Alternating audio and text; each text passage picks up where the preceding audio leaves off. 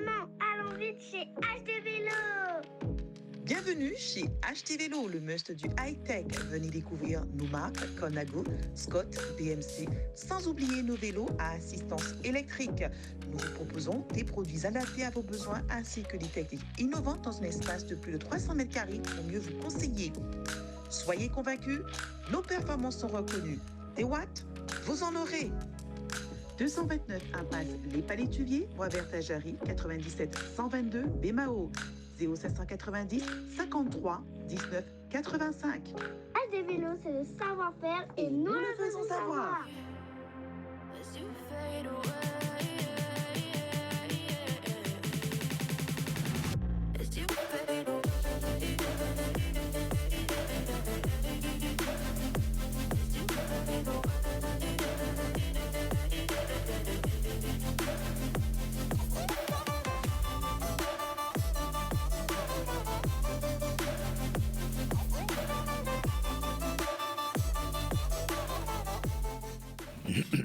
Bonsoir à tous, quel plaisir de vous retrouver. C'est vrai que une fois n'est pas coutume, hein, les 20h31, on n'a pas de commencer vraiment à pile poil, mais ouais, on va quand même remercier notre technicien du soir, en l'occurrence Yann, qui est avec nous ce soir. Qui fait des prouesses. Ouais, qui nous a mis un petit peu la pression pour pouvoir commencer et terminer, à mon avis, beaucoup plus tôt. Ça c'est Yann, ça. Voilà. Yann. Comment allez-vous, Richard?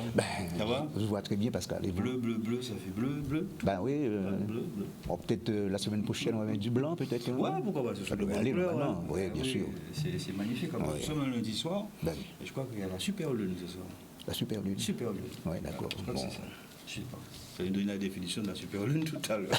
Merci. Voilà, c'est avec le sourire que nous allons commencer bien évidemment cet énième challenge. Nous avons vécu pas mal de belles choses ce week-end, notamment avec la Coupe Frédéric Jalton, mais il y a encore d'autres disciplines qui apparaissent, qui ont émergé. Enfin, vous comprendrez aisément que le sport continue, le sport est roi sur Challenge bien évidemment et sur la Guadeloupe qui est une terre de championne. Oui. Championne aussi, parce qu'on est championne aussi, il faut dire ça, parce qu'on n'est pas misogyne. Si avec des messieurs, on aurait dit champion, des dames, alors il faut nous faire attention à ça, nous pas dire. Merci de cette fidélité que vous nous accordez. On va commencer déjà par mesdames. Bonsoir mesdames. Bonsoir. Donc nous recevons, et là, ça tombe bien, il pleut dehors très rapidement. Nous recevons très rapidement des dames. Et puis qu'elles sont très belles avec des lunettes comme ça. Oui. D'accord. Oui. Alors on commence, bonsoir, on commence d'abord avec Emeline Comé-Placerda qui est instructrice. Ah, c'est pas facile de dire. Oui. Aquatique. Tu d'être instructeur. Ben oui, exactement. Oui, voilà. Mais faut attention. Quand on est instructrice. Exactement. Aucun problème. C'est sûr. Ça grippe un petit peu. Alors, donc, vous dépendez de la Ligue guadeloupéenne de natation. On y arrivera d'ici quelques instants. Et puis Isabelle Magna, conseillère pédagogique départementale. En EPS. Voilà. Et là, on va parler de la natation. Beaucoup de choses à dire concernant la natation. Bonsoir, mesdames. Bonsoir, et merci d'être avec nous. Et d'un pas, juste d'un pas, on va aller de l'autre côté, puisque nous avons un grand monsieur avec nous, c'est monsieur Carl Chipotel. Bonsoir, Carl. Bonsoir. Alors, quand on parle de Carl, on parle bien évidemment de la route du Rhum, même si c'est tout récent. Oui, alors, il faut le faire. Grand monsieur, par la taille aussi, attention. Ah oui, bien sûr. Peut-être par la taille pour le reste. Et le talent. Oui. Pour le reste, on verra. Voilà, le reste, c'est déjà la taille, c'est mais on verra pour le reste. Voilà.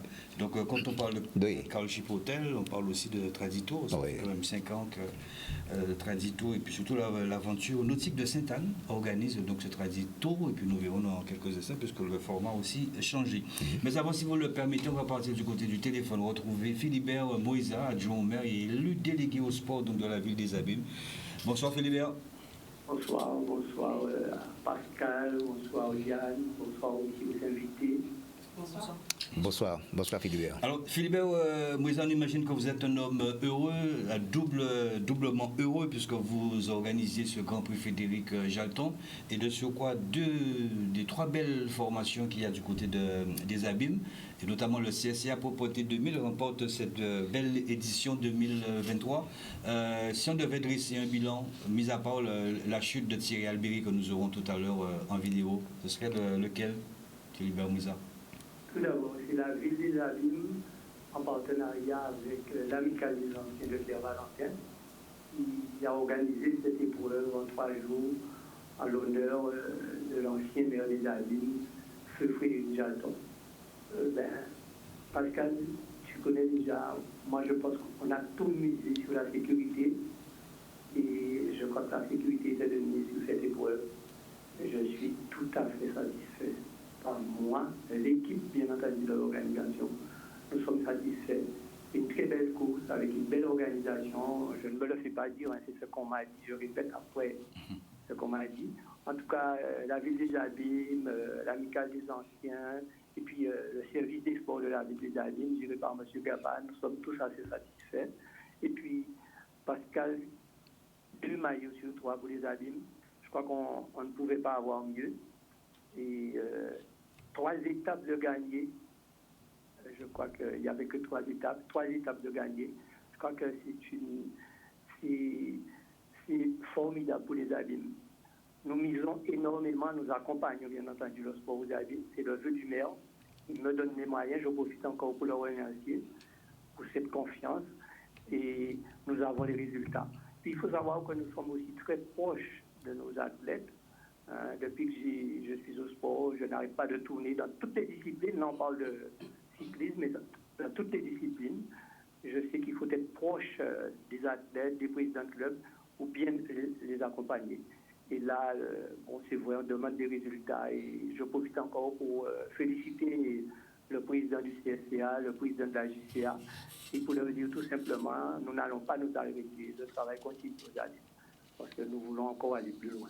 Alors, Philibert Moueza, c'est vrai, on le comprend, on l'a vécu aussi avec ces associations, puisqu'on rappelle, ce sont tout d'abord des associations. Est-ce que toutes ces associations ils font leur rôle aussi social, d'insertion aussi vis-à-vis de ceux qui le demandent?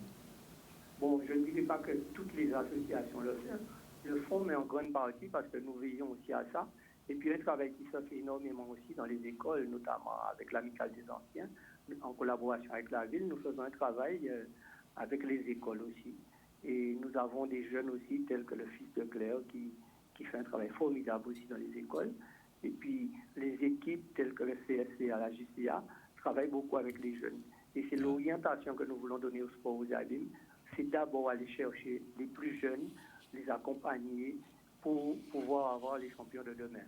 Je crois que nous sommes sur la bonne voie, mais on voit les résultats sont encore là. Et on aurait pu avoir 3 maillots sur 3, mais le jeune David Luison est tombé en panne lors de la 2e étape, ce qui nous a prouvé sur un 3 sur 3. Mais en tout cas, nous sommes ravis et contents. Et je crois que mes amis aussi le sont, les membres de l'organisation. Je profite pour remercier tous ces gens-là et pour leur dire merci. Et tous ceux qui sont sortis de très loin et même des Abîmes pour nous soutenir pour que cette manifestation soit ce que vous avez pu découvrir pendant les 3 jours. Et surtout les connaisseurs du vélo, Pascal, tu sais, on a essayé de donner une dimension aussi à cette compétition. Les gens qui ne le savent pas, mais toi tu connais le vélo avec les panneaux qu'on a mis, des panneaux des 3 km, des 1 km de l'arrivée, et puis les zones vertes aussi, les zones de ravitaillement. C'est-à-dire qu'on a essayé de mettre comme si c'était une course 2 points de ici. Pourquoi pas, peut-être qu'on arrivera là un jour. Mais en tout cas, je profite aussi pour remercier le comité régional aussi, qui nous a donné un coup de main aussi.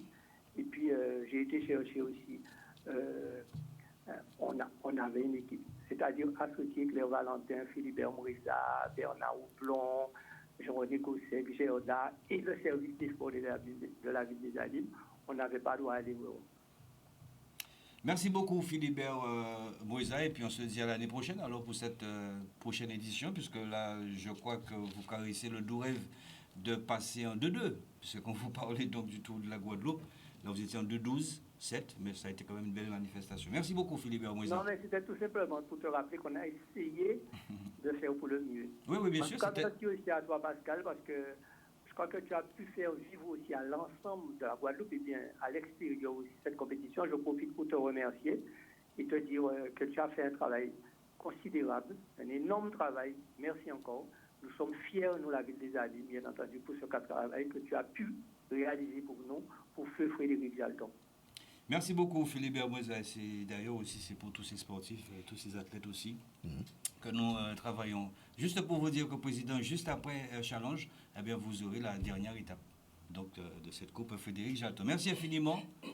Bonne soirée à vous Philibert Moueza. Nous saluons. Bon travail. Voilà, Je salue aussi le grand monsieur qui est parmi vous là. Monsieur Carl Chipotel. Carl Chipotel, Voilà. félicitations et continue le travail que tu as commencé. Carl. Il n'aime pas trop qu'on dise le grand monsieur. Mais... Non, il est grand par la taille. Il est grand par la taille. Ben Mais voilà. Pas seulement par la taille. Le reste, il te dira. Mais pas Voilà. seulement par la taille. Merci, monsieur Moussa. Monsieur Moussa. Très bien, merci beaucoup Philippe Moussa. C'est que vous allez continuer à nous suivre bien évidemment sur La Petite ou votre Grande Lucarne. On continue juste pour vous montrer un petit peu comment c'était samedi, puisque Jérémy Delumeau, rappelez-vous, c'est lui en 2022 qui avait fait... avait tenu tête même à un peloton, classé 2-2 et qui avait remporté une belle victoire. Il avait fait sensation. Ouais, sensation. Oui. Il avait gagné vers le moule. Je vous propose de revenir comme ça en image et voir un petit peu les coulisses juste à l'arrivée. Belle victoire, mais c'est vrai que hier, vous avez peut-être raté le coche hier. Ouais, c'est vrai que hier, en fonction du plan de course, ça n'a pas trop marché. Mais on a récidivé et aujourd'hui, c'est une très belle victoire à domicile. Au début, Pierre Théophile nous a dit de tout donner, on est à domicile, chose faite. Et franchement, je tiens à remercier Damien avec qui on a vraiment fait une belle chevauchée. Et on ne s'est pas sauvé, on a tout donné. Et ça peut être que de bon augure pour Martinique. À qui vous dédiez cette victoire? Aujourd'hui, c'est dédie cette victoire au club. Ils font beaucoup, le maire surtout, M. Eric Jalton. Et puis toute ma famille, mes amis, franchement, tous les abîmés. Félicitations. Avec Yuri Marguerite, tu arrives avant? Ah ben, le maillot, peut-être tu vas le porter alors, maillot meilleur jeune. Je le porte, j'étais là chercher.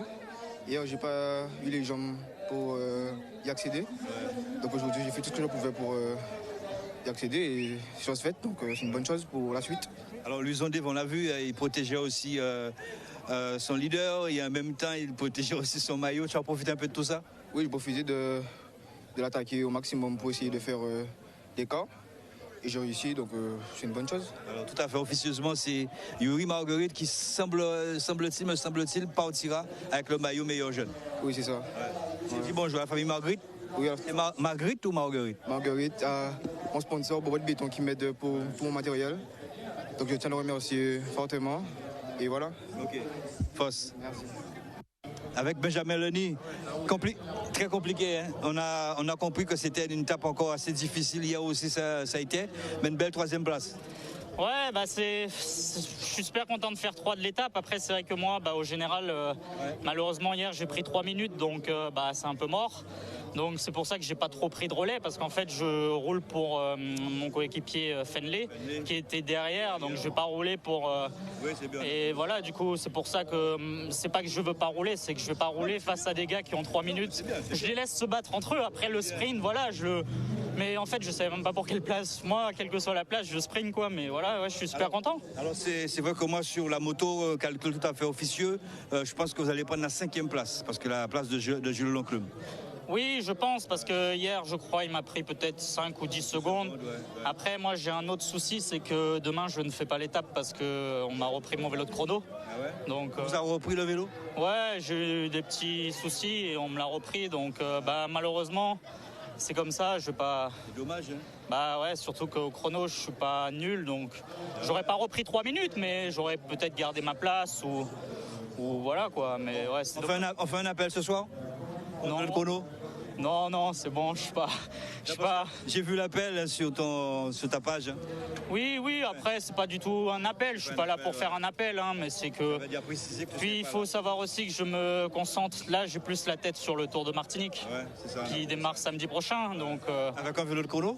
Oui, non. Bon, avec un vélo de chrono, Benjamin Lenny, qui, on le rappelle, est natif même de la Guadeloupe. Oui. Un super champion, il est parti avec 13-14 ans.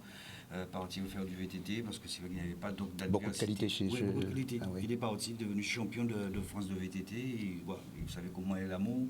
On revient souvent aux vieux amours. Il est en Guadeloupe. Et là, il est sur la route. Il y a pas mal de vidéos encore. Il y a la compétition du Grand Prix Liana, je sais pas, un tout petit peu plus tard. Et puis la vidéo aussi de Thierry Albéry. C'est vrai que la chute était beaucoup plus spectaculaire que de gravité. Donc nous aurons aussi dans un instant la vidéo de Thierry Albéry. Tout cela pour vous dire que c'est Mathieu Pellegrin, un coureur donc, du CSCA Propreté 2000 qui a remporté donc, cette édition et le Tour de Martinique débutera le 8 ce samedi. jusqu'au 16, je crois qu'il va déjà l'eau sur le plateau. Et Mathieu Pellegrin, il veut dire, c'est un coureur qu'on a eu l'occasion de recevoir justement dans Challenge et qui rafle quasiment tout. Hein. Pratiquement. 6 victoires, puisque c'était le contre-la-montre individuel, 6 victoires personnelles, très bonne stat, et 13-14 victoires pour l'ensemble de l'équipe. Formidable. Qui dit mieux. Formidable. Mais du 8 au 16, la mec n'avait pas allé, n'avait pas allé, parce que le tour de la Martinique du 8 au 16. Nous avons mesdames avec nous, je vous laisse, vous avez le soin. Oui, et puis on va commencer avec Emeline Comé-Placerda. Alors, on dit, c'est vrai, il faut quand même bien préciser les choses. On dit en France, c'est bien les noyades accidentelles sont responsables chaque année d'environ 1000 décès. 1000 décès. Soit 500 enfants qui en sont victimes, 10% évidemment décèdent. Les enfants de moins de 6 ans représentent un quart de noyades accidentelles qui surviennent dans les piscines privées familiales. Face à ce fléau, eh bien, il était important en tout cas de vous recevoir sur le plateau de Canal 10 pour en parler un petit peu, justement. Alors, Madame Emeline, c'est vrai que vous avez une mission, je crois, qui est très importante. Vous allez nous dire en quoi consiste votre activité. Alors, une mission très importante, oui, puisqu'on préfère apprendre à nos enfants à nager que de leur mettre des bouées ou de mettre des barrières autour des piscines, puisque lorsqu'on apprend à nager, c'est comme le vélo, c'est pour la vie. Donc, moi, je tiens déjà à remercier la Ligue parce qu'elle m'a fait confiance pour m'envoyer faire cette formation, pour devenir instructrice, puisqu'à la base, je ne suis que maître nageur. Et dans cette formation, j'ai été moi-même transformée par rapport à la nouvelle pédagogie. C'est-à-dire qu'on doit apprendre aux enfants à nager sans matériel de flottaison, et en grande profondeur. Alors, pour certaines personnes, ça peut être très choquant, puisque notre génération à nous a été habituée à avoir la ceinture de flottaison et éventuellement la frite. Et cette méthode marche. Je ne dirais pas qu'elle ne marche pas, sauf qu'elle met un délai beaucoup plus long, puisque l'enfant n'a pas le temps de prendre conscience réellement de sa transformation et de l'effet de la poussée d'Archimède sur son corps. Alors, il est clair, quand on parle d'enfants, allusion faite justement à ceux de moins de 6 ans. Exactement. Voilà, il faut bien le préciser. Tout à fait. Les noyades accidentelles, c'est... Alors, par définition, un enfant sème l'eau. Par définition, sème l'eau. Et donc, du coup, on se rend compte que autour des piscines familiales, parce qu'on a de plus en plus de piscines privées, parce que des fois, les enfants ont l'habitude d'avoir leur bouée au niveau des bras et qu'ils oublient qu'ils n'ont pas de bouée, ils se lancent dans l'eau comme ça, on a de plus en plus d'accidents. Ce qu'on appelle un peu l'aisance aquatique. Exactement. Donc, nous, notre rôle, à travers ce stage, accompagné du rectorat, puisque c'est rentré aussi dans l'obligation de l'éducation nationale maintenant, d'accompagner les moyennes sections, grandes sections jusqu'au CP à cette aisance. L'objectif, c'est d'avoir des cycles massés, c'est-à-dire ne pas avoir une séance de natation par semaine comme on a l'habitude de le faire. Là, on a 8 séances. Ces 8 séances sont soit sur une semaine, donc 2 séances par jour, comme ce qu'on a fait à Port-Louis, ou 8 séances étalées sur 15 jours. Donc une séance par jour. Les séances, c'est ce qu'on appelle des paliers? Les paliers, c'est les niveaux. On va y arriver. Les séances, c'est les séances massées. Puisque le stage, c'est des séances massées. C'est 8 séances. Et elles doivent être collées, elles ne doivent pas être interposées de 2 semaines de vacances, etc. C'est 8 séances d'affilée. Donc, 8 séances d'affilée, 1 par jour ou 2 par jour. Tout simplement. Ensuite, les différents paliers, ça correspond au niveau des enfants. Pour que nous, on soit sûr qu'ils aient atteint ce niveau d'aisance. Donc, le premier palier consiste à laisser l'enfant rentrer seul. Il doit être capable d'entrer seul, sortir de l'eau et s'immerger. Donc, bloquer la respiration. Le deuxième palier, il doit être capable de chuter, puisque normalement, quand on tombe dans l'eau, il y a une chute accidentelle. D'accord ? De se mouvoir, de se transformer, de se laisser remonter sans s'agiter et de regagner le bord. Et le troisième palier, il doit être capable de rentrer dans l'eau par la tête, garder la tête dans l'eau et parcourir 10 mètres. Puisque souvent, on a l'impression que dès qu'on met la tête dans l'eau, on va mourir, on va se noyer. Et notre objectif, c'est de lui montrer que par l'apnée, on peut regagner le bord et se sauver. Donc, une fois qu'on a atteint ces 3 paliers-là, on a atteint l'aisance aquatique. Et là, on passe sur un autre palier au niveau de la natation qui s'appelle, à partir de septembre, l'Académie de la natation, où le j'apprends à nager.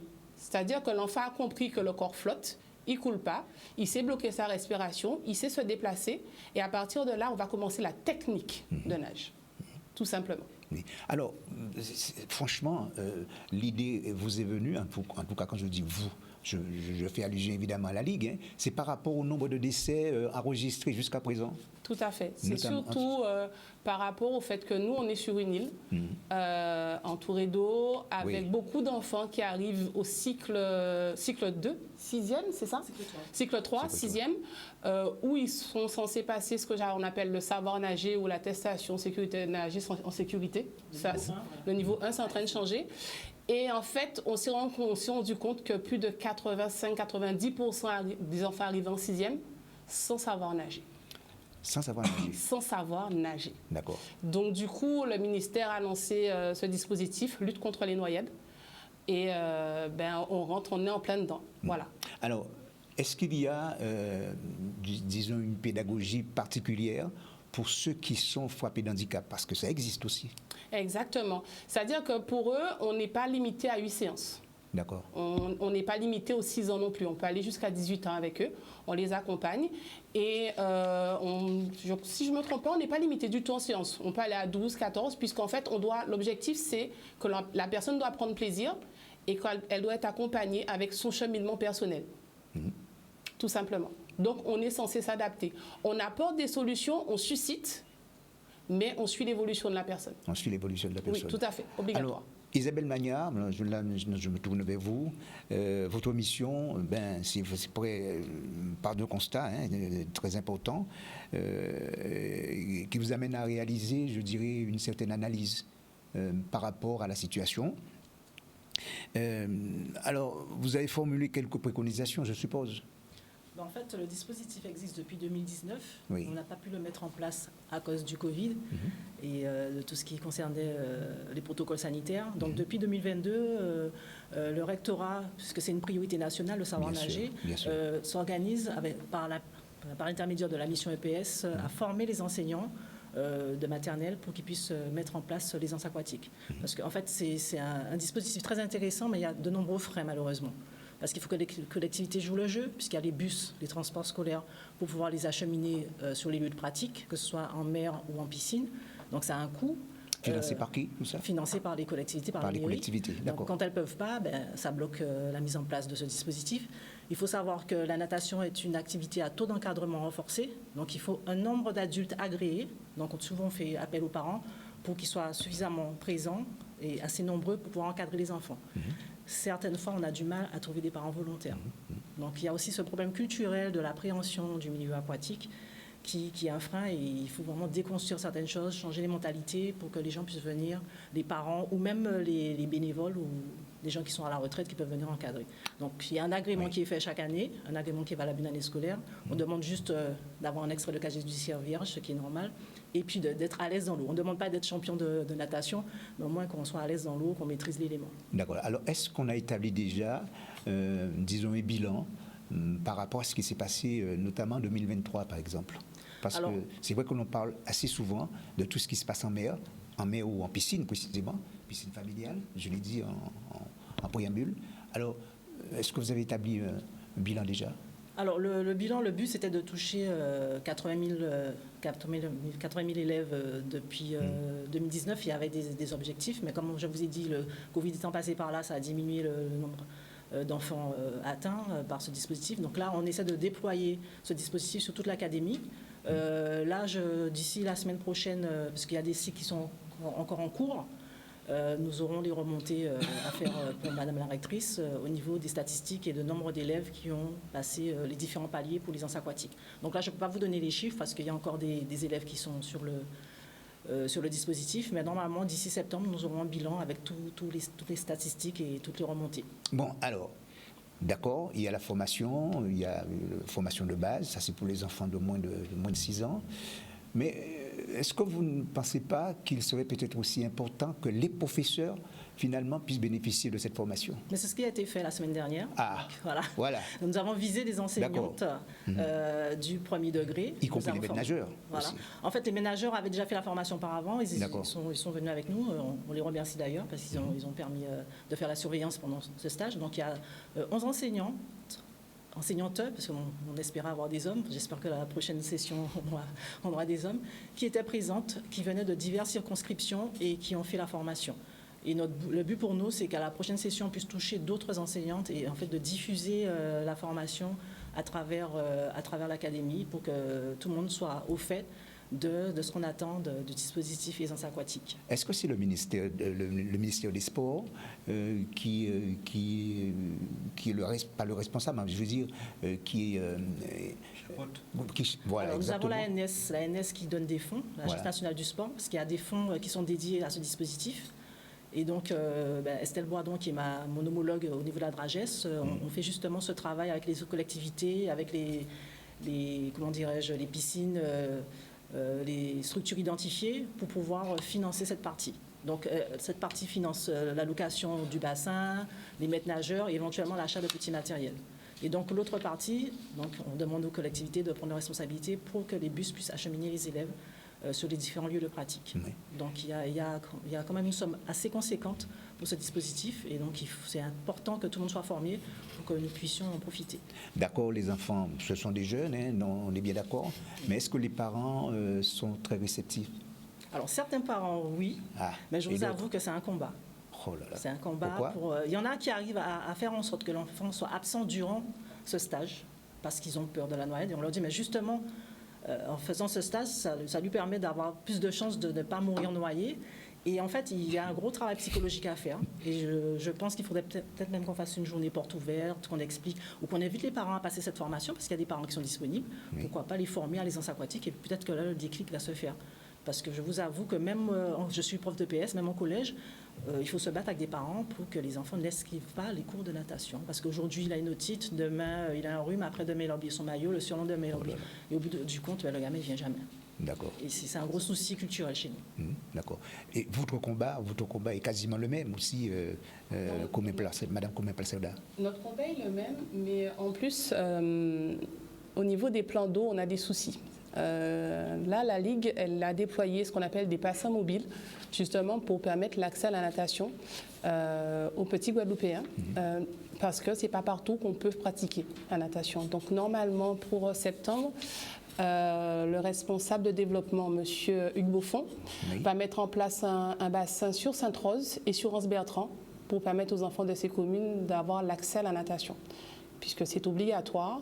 Et c'est vrai que ce n'est pas dans toutes les communes. Ça va être un bassin mobile? C'est un bassin mobile, voilà. Il va se déplacer en fonction des cycles et de façon à ce qu'un maximum d'élèves puissent avoir accès à l'aisance aquatique. Avec une profondeur de combien à peu près? Minimum 1m20, 1m30. Ah oui. De façon à ce qu'ils aient papier, puisque vraiment, les textes, ils sont clairs. Apprentissage massé, en grande profondeur, donc l'enfant ne doit pas avoir pied pour déclencher la transformation du corps, passer de l'appui pédestre à l'appui aquatique, et sans matériel de flottaison. Ce sont les 3 grandes lignes. On n'a pas le droit de ne pas respecter ça. Mais vous, de toute façon, ce n'est pas une activité qui vous est étrangère, puisque avec votre club, là, disons, vous mettez un petit peu en exergue toutes ces qualités. Maintenant, oui. Maintenant, oui, je ne vais pas faire semblant. Oui. J'étais comme tous les autres maîtres nageurs. Au départ, j'étais avec ma petite ceinture de flottaison et j'enlève au fur et à mesure un pain jusqu'à ce que l'enfant ait confiance et qu'il commence à flotter. Et j'avoue que depuis que la Ligue m'a permis de faire cette formation... Alors, votre association, votre club, c'est l'Oméga. Hein, L'Oméga Natation, voilà. Oui, on est situé à Sainte-Anne. Depuis que la Ligue m'a permis de faire cette formation, mes ceintures de flottaison, elles sont rangées au placard et je n'utilise plus du tout. Et ça marche. À ma grande surprise, parce qu'on a été formaté avec cette méthode et sans ceinture, ça marche. Parce que l'enfant est obligé de chercher ses appuis. Il n'a pas le choix. Alors, mesdames, qu'est-ce que vous avez envie de dire aux parents? Qu'est-ce que vous avez envie de dire à tous ceux qui nous regardent en ce moment? Et surtout pour freiner un petit peu, mais cette hémorragie, hein, je veux dire, autant d'enfants qui perdent comme ça leur vie, justement, en allant dans la piscine du voisin, par exemple. Qu'est-ce que vous avez envie de leur dire? Alors, pour ma part, en étant quand même professionnelle du secteur, moi, je dis tout le temps aux parents qu'un maître nageur coûte moins cher qu'une barrière de sécurité. Oui. Parce qu'il suffit que la barrière soit ouverte et comme par hasard, l'enfant tombe dedans. Des cours par un professionnel resteront toujours par rapport à des brassards. Un brassard, ça ne s'immerge pas. Il suffit que l'enfant saute dans l'eau et les bras en l'air, les brassards, ils sortent. Donc, investir sur la sécurité de son enfant, je pense que c'est notre mission en tant que parent. Et se rapprocher d'un professionnel, avoir un cycle de natation peut sauver votre enfant. Isabelle Donc, Magna. n'hésitez pas. Les parents aussi, il n'est jamais trop tard pour apprendre. J'ai pu convaincre certains collègues qui avaient peur de l'eau, qui ne savaient pas nager, ou certains parents, d'aller prendre des cours de natation, de se renseigner auprès des piscines ou des structures. Il n'y a pas de honte à apprendre à nager, quel que soit l'âge, parce que c'est vous aussi que vous pouvez sauver. Il ne faut pas oublier qu'il suffit de très peu d'eau, un malaise suffit. Et puis malheureusement, depuis le Covid, les piscinistes ont eu 80% de demandes en plus. Donc, ce qui veut dire qu'il y aura plus de piscines privées et forcément, malheureusement, plus d'accidents. Et surtout, ne pas oublier qu'un enfant qui se noie, il ne crie pas à l'aide, il ne fait pas de bruit, il se noie en silence.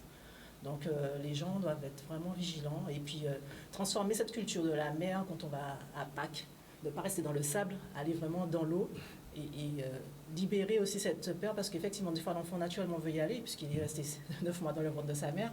Et puis le parent qui surenchérit, ou qu'énayé, ben ça reste là au bout d'un moment. C'est très psychologique. Il y a ce travail aussi à faire de mise en confiance et de ne pas appréhender ce milieu, mais de l'apprivoiser plutôt.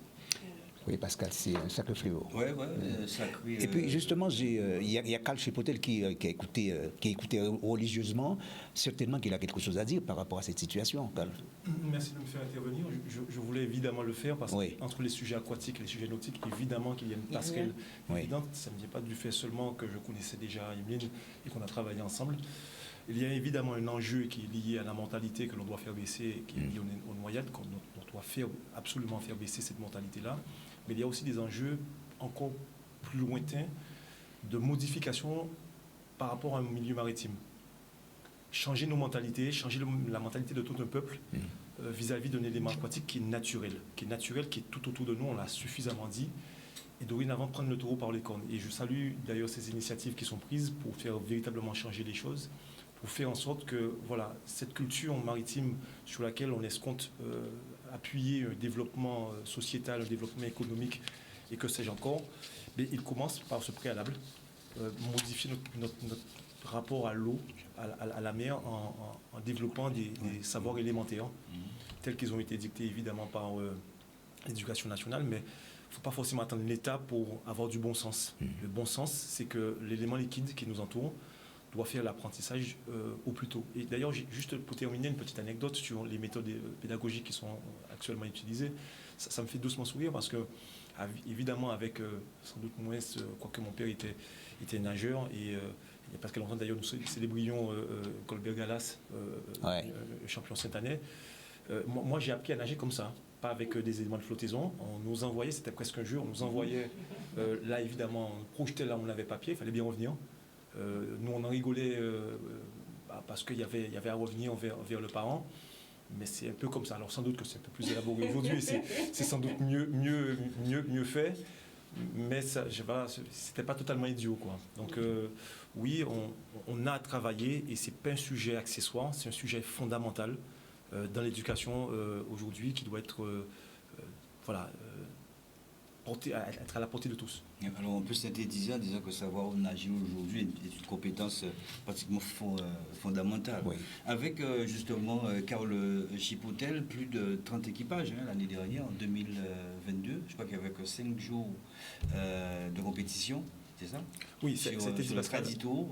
Oui. Ça change cette année 2023, là c'est une belle innovation avec 10 jours, 10 étapes. Alors, ces 10 étapes, ces 8 jours de compétition ne sont qu'un retour à la normale. On a vécu une période, la NASA que je représente, à la charge de l'organisation d'une manifestation qui est vieille de 21 ans. On est à la 20e édition, celle de 2020 ayant sauté. Et puis en 2021, en 2022, il a bien fallu organiser le Traditour en s'adaptant, en faisant preuve d'imagination, 2 jours et en explorant d'autres champs, notamment le champ athlétique, en passant d'un format de course de 4 heures maximum à des navigations qui ont été pour certains équipages jusqu'à 9 heures, en franchissant des caps, entre guillemets, des pointes comme celle de la pointe des Châteaux où on n'avait jamais navigué avant. Donc on a grandi collectivement en savoir-faire, en maîtrise maritime. On a fait grandir une flotte pendant 2 jours d'une compétition qui était très relevée et extrêmement difficile. puis innover encore en 2022, puisque le paysage économique ne permettait pas encore de retrouver une manifestation d'une semaine, 10 jours. On a fait en 5 jours, mais en faisant pour la première fois une boucle complète, en tout cas sans les îles du Sud, mais une boucle complète de la Guadeloupe qui n'avait jamais été faite dans les éditions précédentes. Et oui, 2023 sonne le retour à un traditour normal, mais qui grandit de ce qu'on a appris pendant ces 2 ans. Donc on a mis à profit une période qui était très difficile, mais pour en sortir quelque chose que l'on essaie de l'exploiter pour faire grandir une manifestation, avec presque un état d'esprit de militant. Parce que je fais une petite digression rapide pour dire que le traditour, oui, c'est une fête sportive, c'est un spectacle nautique, c'est un moment de sport, mais c'est une manifestation qu'on met au service, j'allais dire, de la conscientisation de notre peuple sur les enjeux dont on parlait tout à l'heure, sur le savoir nager, les savoirs fondamentaux, et sur le potentiel. On parle d'économie bleue, de croissance bleue. Moi, je préfère encore parler d'épanouissement, d'accomplissement bleu de toute une société, à condition que celle-ci comprenne les enjeux et prenne conscience de ce qui se joue lorsqu'on parle d'environnement maritime. Alors justement, avant de revenir sur l'aspect sportif, vous parlez justement de ce côté environnemental. Parce qu'on sait aussi, il y a beaucoup de déchets lâchés par des plaisanciers. Bon, ça a été aussi prouvé. Quel regard, quelle déclinaison aussi allez-vous donner à cette année 2023 par rapport à ça? J'aurai l'occasion de revenir sur la partie sportive, parce que ça reste une compétition sportive et de très bon niveau. Les équipages se préparent vraiment avec ce rendez-vous annuel incontournable. Mais pour les déclinaisons par ailleurs, il y a plusieurs sujets. Celui de la transmission. On s'assure que notre discipline, dans 10 ans, dans 20 ans, dans 30 ans, sera ravivifiée par le fait qu'on aura pensé à préparer notre relève. Le traditoire à Timon, c'est sur les 2 derniers jours de compétition. C'est l'innovation. Voilà, on innove. On impose aux équipages, entre guillemets, on leur impose le fait d'inscrire un jeune de 8 à 15 ans dans leur équipage qui peut toujours participer dans les canaux des grands, mais surtout sera les 2 derniers jours sur les canaux écoles que l'on utilise à la base nautique pour recevoir les scolaires et leur faire une petite compétition à eux. C'est des petits oui, c'est des canaux comme les canaux un petit peu. Alors un peu plus grands. Non, c'est des vrais. Alors certains appellent bébé tradition. Des petits canaux ou encore en fait vraiment des canaux de voile traditionnels adaptés aux scolaires qu'on utilise depuis de très très nombreuses années à Sainte-Anne. Et puis donc ceux-là vont servir de ce support du traditoire à Timoun. Donc 29-30 équipages, donc 29 enfants ou 30 enfants qui seront répartis par 3 dans des groupes dans ces canaux, avec une compétition qui va se dérouler le vendredi et le samedi 14 et 15 juillet à Sainte-Anne, juste avant l'arrivée des grands, pour animer le plan d'eau, permettre le spectacle, pour que tout le monde vienne voir que voilà, ce sont ceux-là qui sont dans les canaux demain. Il y a donc ce traditoire Timon, il y a des incontournables dorénavant, il y a un moment de cérémonie, de recueillement un peu spirituel, presque une ouverture le 7 ADE, puisque c'est le siège du départ de la première étape, pour non pas de rattacher la voile traditionnelle à une obédience, mais de respecter des traditions. Dans voile traditionnel, la tradition. Et la tradition à l'époque, c'est de baptiser son canot, et un certain nombre de rituels liés au fait d'aller en mer. On éplore les cieux, on demande clémence pour que ça se passe bien, que la sortie en mer se passe bien. Et puis on retrouve ces pratiques-là, on a voulu retrouver ces pratiques-là depuis 3-4 années déjà, dans le traditoire, en ouvrant, faisant une cérémonie œcuménique. Il n'y a pas que la messe, mais il y a aussi une religion, une cérémonie d'eau, une cérémonie de l'eau, pour symboliser le moment spirituel d'ouverture de la manifestation, qui est de dire, bon, ben voilà, on va naviguer, et peu importe l'obédience des gens, on demande aux cieux que ce soit en fait finalement que ça se passe bien. J'ai envie de votre expérience, Carole Le Chipotet, ça m'a beaucoup, jusqu'à maintenant, ça me suit au point de voir ça. Quand on baptise des bateaux, souvent, même pour la route du Rhum, quand on casse les bouteilles, les éclats de bouteilles, ça va à la mer. Alors, ça m'a toujours...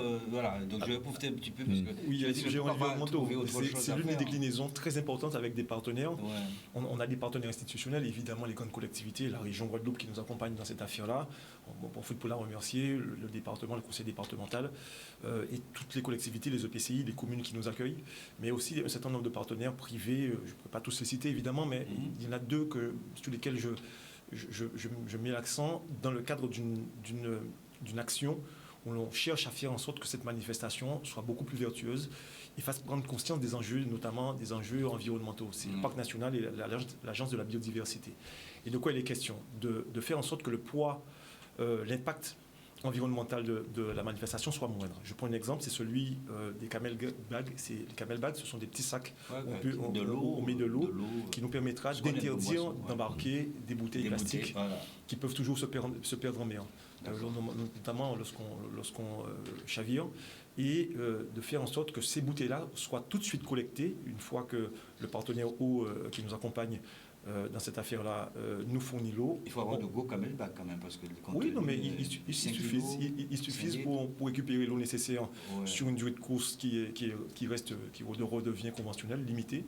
Et donc, cette action-là permettra de quantifier le nombre de bouteilles d'eau qu'on a utilisées et qu'on réinjecte directement dans un circuit de recyclage. Il y a aussi la distribution alimentaire, celle qui est faite après la course, ce qui est une tradition aussi, une ambiance de vol traditionnelle, des moments conviviaux, forcément après chaque course. Eh bien, ce moment de distribution alimentaire ne se fera plus par des emballages, qu'ils soient plastiques ou carton, etc. On évite dorénavant les équipiers, les équipages à venir avec leur couille. On en a distribué déjà, on en a fabriqué, on en a distribué, de venir avec leur récipient pour recevoir. Mais vous cassez pas de bouteilles, ça c'est sûr. Oui. Alors sur la question des bouteilles, ça m'a toujours dit en fait, lorsqu'on parle d'environnement et puis la bouteille. Accessoirement, et je le dis, ça crée de la pollution. On en videra quelques-unes, sans doute au moment où ça agira de faire la fête. Mais les casser, non. Le baptême des canaux de mémoire ne se fait pas forcément traditionnellement comme ce qu'on voit avec les bouteilles de champagne. Nous, il y a bien peut-être une rasade de rhum, mais jamais en sacrifiant toute la bouteille, en la cassant. Et il y a forcément, pour ceux qui veulent donner une dimension religieuse à leur affaire, donc le prêtre ou la cérémonie qui va bien. Je termine juste...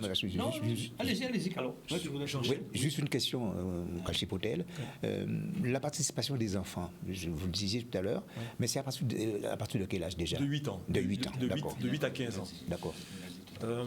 J'enchaîne parce qu'il y a beaucoup de choses. On va essayer de faire en sorte que la course rentre encore plus au milieu en fait du public, notamment lors du final à Sainte-Anne. Il y a des sujets. On a pris l'habitude d'autoproduire un plateau animé par un journaliste de renom qui nous permettra de réfléchir sur deux thématiques, notamment la thématique environnementale, j'en ai parlé, mais celle de l'influence de l'environnement maritime sur la musique, c'est Musique et Lambert. C'est Musique et Lambert qui nous permettra de passer en revue un certain nombre d'artistes qui nous expliqueront comment ils intègrent dans leur production musicale l'influence maritime. On partira depuis les chants marins, passant par le Gouka jusqu'aux expressions modernes, pour réfléchir un peu à cette problématique-là. Enfin, donc ils travaillent sur le texte, ou alors ils ont déjà la fibre ou même... le texte, peut-être aussi la musicalité, les sonorités de la mer, enfin bref, je ne sais pas de quoi seront faits ces débats-là, mais en tout cas, l'idée c'est de provoquer à chaque fois dans le tradibo cantage, puisque ça s'appelle comme ça, des espaces de réflexion qui nous permettent de mieux identifier notre culture maritime, en quoi guadeloupéenne, en quoi l'universalisme de cette culture maritime se décline particulièrement chez nous par ce qu'on est, par notre culture. Et donc, enfin, il y a les sujets un peu plus festifs. Un lionnage avec, il faut le souligner, avec le festival de Gouka, les 2 derniers jours, le vendredi soir et le samedi soir, parce que le Traditour, c'est le samedi à samedi. Donc, 2 concerts, le premier avec Akio, avec le festival de Gouka. Je profite pour remercier son président Didier Bérald et Nicole Cotellon. Un hommage sera fait à Félix Cotellon d'ailleurs lors de ce festival de Gouka. Remercier également les artistes, un plateau le lendemain en finale dont je réserve la surprise, mais qui permettra à un public transgénérationnel de venir, j'espère nombreux, sur la plage de Sainte-Anne pour ce final. Donc, le départ c'est samedi? Samedi à DL. Samedi 9h à DL. Les cours sont programmés pour partir le plus souvent à 9h, quasiment tout le temps à 9h. Une compétition qui, j'espère, sera belle, disputée, où j'espère que le socle sur lequel s'est assis depuis tantôt l'équipage du côté lié va bien secouer jusqu'à l'en faire chuter, pour que la fête soit encore plus belle, et que voilà, qu'il y ait du suspense, et qu'on se retrouve au final dans l'esprit à nous, l'esprit à voile traditionnel, l'esprit à voilà, et que l'on attend le grand public. Pardon? Et qu'on attend le grand public. Oui, le grand public le plus nombreux possible, qui viennent plus. fêter avec nous, qui viennent communier avec nous et qui viennent comprendre aussi tous les enjeux qui sont liés à notre espace maritime. Quelle immersion ce soir avec la natation, et puis c'était le même milieu aquatique. Marin. Voilà, donc écoutez, on est à quelques 10 minutes du terme de ce challenge. Je vais vous permettre, pour ceux et celles qui aiment le VTT, de revenir en arrière. Cela s'est produit le 25 du côté de la ville du Lamentin avec l'association Ange du Vélo. La présidente était ici même sur notre plateau, souvenez-vous, Richard Etienne, pour nous parler de cette belle manifestation Grand Prix Lionnage. C'est 2 associations, 2 clubs de VTT qui se sont lyonnais. C'est le KCU, le tout nouveau club du carénage, le Carénage Cycling University, et les Anges du Vélo. Très bien trouvé comme dénomination. Je vous propose de regarder et d'écouter pour une bonne petite minute. À tout de suite.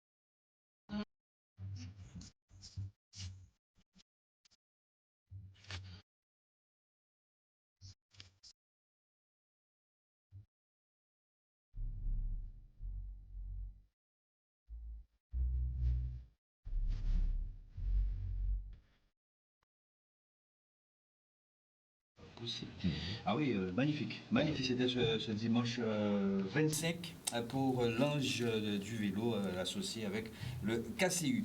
Il y a du football demain, il y a du beau football. C'est vrai que les Guada Boys, avec un simple match nul, Richard Etienne, qualifié pour la Gold Cup. C'est vrai que face à Cuba, ils ont fait un carton plein. Oui. Sauf que Cuba aussi a perdu tous ses matchs. Oui. Les Guada Boys. Alors, les Guada Boys, c'est vrai qu'on attend beaucoup, puisque c'est vrai depuis qu'ils sont en phase de groupe, 2 matchs, 2 victoires. Et pour ce 3e match, eh bien, un nul suffit justement à cette formation des Guada Boys pour au moins rentrer dans cette fameuse série qu'on appelle les quarts de finale. Je vous propose d'écouter Anthony Baron, que nous avons eu cet après-midi. Vous allez voir qu'il est très, très optimiste. Écoutez. Et surtout, regardez. Bonsoir Anthony. D'abord, merci pour ce récital que vous nous offrez à chaque match. Un vrai régal. Dites-moi, qu'est-ce qui fait la force du groupe en ce moment? Vous ajoutez une touche supplémentaire à chaque match? Oh, bien sûr. Après, je pense que je l'ai dit en début de compétition. On cherche à gagner tous les matchs. Et demain, c'est un match comme un autre, même si au bout, il y aura la qualification, on va chercher à gagner. Oui, la Guadeloupe en marche pour l'écart. Pour cela, il faut vaincre le Guatemala. Comment optimiser cette performance? Je pense que c'est notre unité, on vit bien ensemble. Après, chacun connaît le rôle qu'il a à avoir dans l'équipe et dans le groupe aussi. Et ça, je pense que c'est super important, c'est primordial. On se bat les uns pour les autres et je pense que ça se ressent. Oui, alors, c'est vrai que on connaît déjà ce qui s'est passé dans le groupe A, puisque là, il y avait évidemment les États-Unis, il y avait aussi la Jamaïque, et puis Trinité and Tobago, et sans oublier donc Saint-Kitts, les deux équipes qui sont déjà qualifiées pour les quarts de finale, les États-Unis et la Jamaïque. En ce qui concerne le groupe B, le Mexique et le Qatar. Ces deux formations sont déjà qualifiées aussi pour les quarts. Évidemment, on attend demain soir pour savoir qu'est-ce qui va se passer avec la Martinique, puisque vous savez que la Martinique est justement dans la compétition, qui va jouer contre Costa Rica. Donc si la Martinique gagne Costa Rica, une petite chance pour cette équipe martiniquaise de pouvoir se hisser dans les quarts de finale. Mais là, ça va être un travail considérable, puisque pour l'instant, il faut y arriver. Puisqu'il faut dire que pour l'instant, la Martinique occupe la deuxième place, juste derrière le Panama, avec le Panama qui occupe la première place, évidemment, avec un total de 6 points, la Martinique 3. Et il ne faudrait pas qu'il perde devant Costa Rica, parce que s'il perd devant Costa Rica, forcément, Costa Rica va se retrouver à 4 points, et c'est Costa Rica qui serait, à ce moment-là, qualifié pour les quarts de finale. Voilà un petit peu l'enjeu. Mais en tout cas, ce qui nous intéresse, au premier chef, je dirais, c'est la qualification de la Guadeloupe, justement des Guada Boys. Et pour ça, il faut passer le rideau de Guatemala. Voilà. Un petit match nul. Oui, un match nul. Alors, avant de terminer, restez avec nous parce que nous avons aussi ce petit côté citation, ce petit côté un petit peu décalé après toutes ces questions. Je vous propose d'écouter, c'est très rapide, 40 secondes, la vidéo de Thierry Albéry. Puis nous revenons pour clôturer. Oui. Bonsoir Pascal, bonsoir l'équipe de Channel Sport. Merci de prendre de mes nouvelles. J'ai chuté effectivement lors de la première étape de la Coupe Jalton. Une chute sans gravité au niveau fracture. Je n'ai que des dermabrasions et des contusions multiples. Mais dans l'ensemble, ça va. Je tiens à remercier l'équipe médicale, l'équipe de premiers secours qui était sur la course, qui a fait un super taf. Merci aussi à mon équipe, mes dirigeants, mes coéquipiers qui ont été avec moi présents toute la longue nuit de vendredi aux urgences. Ça a été un petit peu compliqué et difficile, mais sinon ça devrait aller dans l'ensemble. J'ai un contrôle médical dans la semaine pour voir quand je suis apte à reprendre la compétition et voir si je suis prêt pour le Tour de Marie-Galante. On se retrouve là-bas. À bientôt tout le monde. Voilà, bon rétablissement. Il voulait effectivement donc mettre en jambe pour pouvoir faire le Tour de Marie-Galante qui est du 17 au 23 juillet. Les citations, c'est parti, Yann, les citations. Donc chacune d'entre vous, vous allez avoir une petite citation. Voilà. Pas trop bon, j'adore pour moi, mais bon, ça peut effectivement vous ressembler, mais ne croyez pas que ça a été fait volontairement puisqu'on ne vous connaissait pas. Oui, voilà. Allez, c'est parti avec la première citation, mesdames, c'est à vous, ou plutôt avec Carl Chipotel. Vous lisez. Alors, je dois la lire peut-être. Oui, c'est ça. Ouais. Alors, je rigole avec des gens qui ont dit du mal sur moi et ils pensent que je ne le sais pas. Oui. Il rigole là d'ailleurs. Oui, il fait commenter, oui, cette phrase-là, il faut parfois se faire un peu plus bête qu'on ne l'est. Ouais. Et laisser dire et bien faire. Voilà. Et la vie continue. Et la vie continuera de toute façon. On continue avec Yann, Madame Magna. Tu as le droit d'être mon ami, tu as aussi le droit d'être mon ennemi, mais de grâce, ne sois pas les deux à la fois. Oh là là. Couteau à des lampes, comme on dit. Ah, voilà. Pour ne pas dire autre chose. Pour ne pas dire autre chose, restez poli. Voilà. Surtout dans la période de tambour. Bon, j'ai rien dit de plus. Tambour. Et l'Asie. Le prochain Yann. Avec un commun. Alors, l'argent ne fait pas le bonheur. Je comprends mieux pourquoi l'État nous prend tout. C'est pour nous rendre heureux. Waouh. Ils sont forts là-dedans. Ah mon Dieu. Pas à moitié. Ah, pas à moitié. On continue avec Richard. N'accepte pas n'importe qui dans ta vie juste parce que tu es sans seul. Tu te sens seul. Ben oui. Ouais, c'est ça. Ben oui, il faut essayer de faire quand même un petit choix de temps en temps. Oui, il faut attendre. On continue. Alors c'est le couple. Alors c'est quand la dernière fois que tu as pris ton pied de dos hier pour me couper les ongles. Et c'est moi je le dis assez souvent, c'est pas le premier jour ça, mesdames. Vous voyez ce qu'il y a juste à côté? La petite bouteille. C'est pas le premier jour, ça, mesdames. Le premier jour, c'est pas pareil. Au nom du couple. De toute façon, on voit la photo de mariage juste en haut. Oui, bien sûr. Voilà, ça c'était au départ. Ça c'était au début. Et là, c'est plus vers, on va dire, c'est le troisième jour. 30-40 ans plus tard. Mais parce que ça n'a pas été entretenu, c'est comme tout. Voilà, il faut entretenir. Il faut entretenir. Mais c'est bien illustré cette photo, parce que regardez bien, lui, il a le verre en main et la petite bouteille qui est à côté. Le verre au dos. Voilà, c'est ça. Vu la couleur, je ne suis pas sûr que ça soit de l'eau. Différemment. Lui, je pense qu'il a la bière et elle a la... Très bien. Avec Carole. Waouh. Oui, le dessin dit tout. Alors, c'est tellement vrai. Alors, c'est tellement un homme qui a produit ça. Dire que l'homme n'a qu'une femme dans la tête et que la femme en a rencontré plein d'hommes dans la tête. Oui.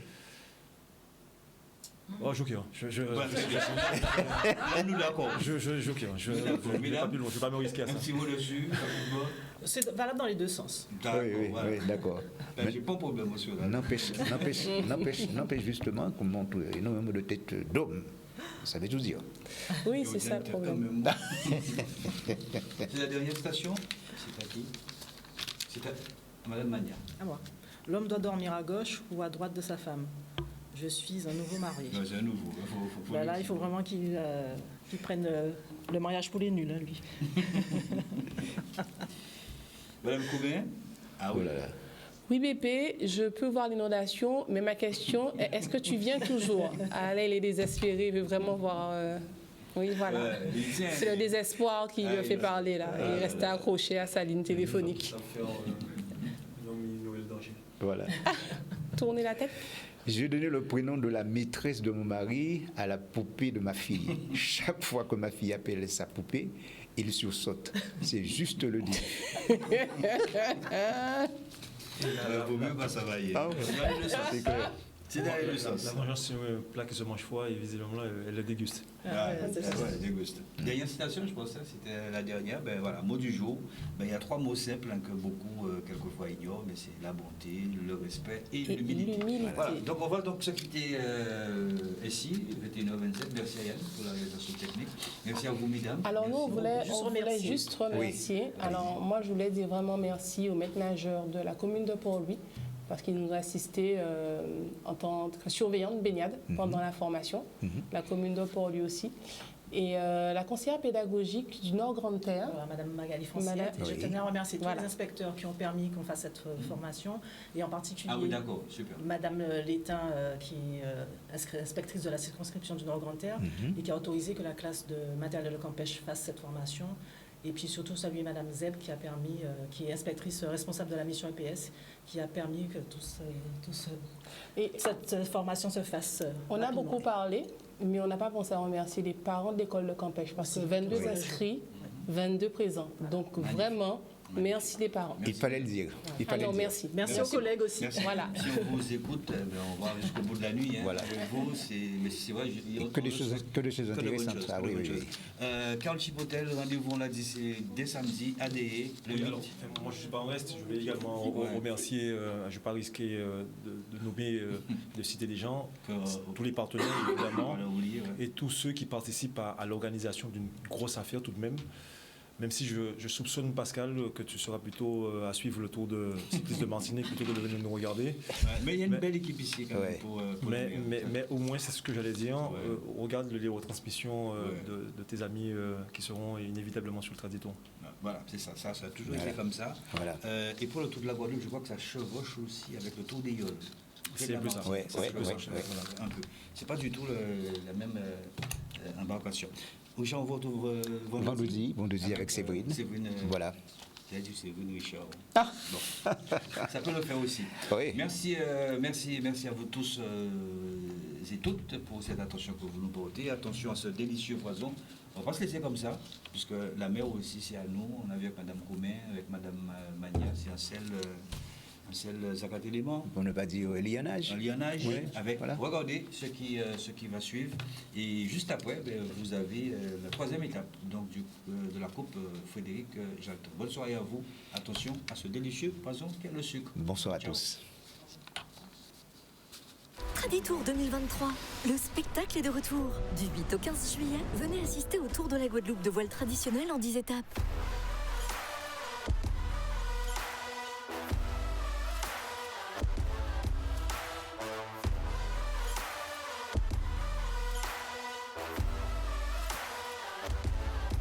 Le spectacle sera sur l'eau et sur terre. Traditour 2023. Venez vibrer avec nous.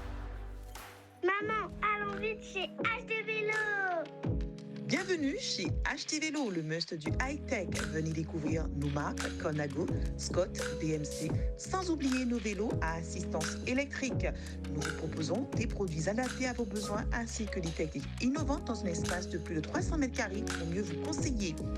Soyez convaincus, nos performances sont reconnues. Des watts, vous en aurez.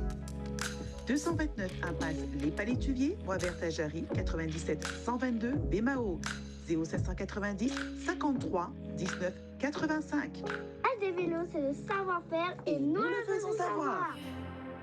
As you fade away.